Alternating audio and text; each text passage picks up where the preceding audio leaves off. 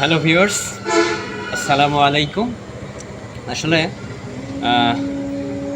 আমার একটি মতামত বা আমার যে নিজস্ব চিন্তা ভাবনা যে অন্যায়কে আসলে অন্যায় বলা শিখতে হবে।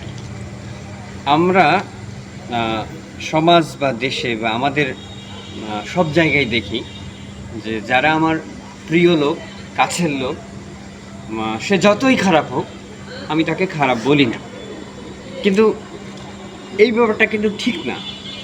খারাপ যদি আমার নিকট আত্মীয় হয়, কাছের কেউ হয়, খারাপ খারাপই, খারাপকে খারাপই বলতে হবে। তার এইটুকু বলার আমি মনে করি যে সাহসও থাকতে হবে।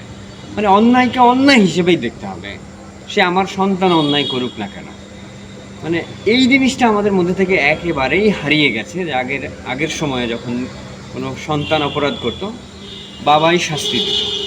কিন্তু এখন যদি কোনো সন্তান অপরাধ করে, তার মানে বাবা মা এমনভাবে বুকে টেনে নেয় যে আমার সন্তান যেন অপরাধই করেনি।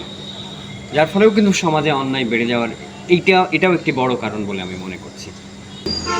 এই নীতিটা ধরে রাখা উচিত বলে আমি মনে করি যে অন্যায় দেখলেই আসলে আমাদের প্রতিবাদটা করা উচিত, প্রতিরোধ করা উচিত।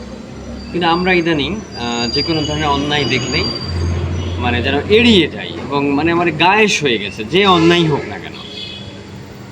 এবং এই যে আমরা যত বেশি অন্যায়কে প্রশ্রয় দিই, যে কোনো অন্যায়, সেটাই কিন্তু মাথা চাড়া দিয়ে ওঠে।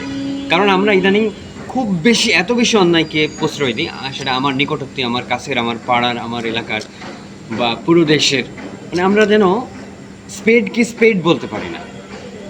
আমি মনে করি যে আসলে এই ব্যাপারটা একটু পরিবর্তন আনা দরকার। হ্যাঁ, যে অন্যায়ভাবে টাকা ইনকাম করেছে তার প্রতি প্রশ্ন তোলা হোক যে এই অন্যায়ের টাকাটা সে কোথায় পেয়েছে। অন্যায়ভাবে কেউ কারো জমি দখল করেছে, প্রশ্ন তোলা হোক সেই জমিটা আসলে কিভাবে অর্জন করেছে। হ্যাঁ, কেউ অন্যায়ভাবে, কেউ একটা ছোটোখাটো চাকরি করে, সে সেই টাকা দিয়ে, ঘুষের টাকা দিয়ে অনেক বড় বাড়ি করে ফেলেছে, কিন্তু আমরা দেখা যাচ্ছে যে তাকে কিন্তু সাপোর্ট করি। আর আমাদের সমাজ থেকে কিভাবে পেলো এটা নিয়ে কিন্তু আমরা আসলে প্রশ্ন তুলি না। আমি মনে করি যে অবশ্যই আসলে প্রশ্ন তোলা উচিত, এবং প্রশ্ন তুলি না বলেই কিন্তু এই ধরনের মানুষ সুযোগ সুযোগ পায় এগুলো করার।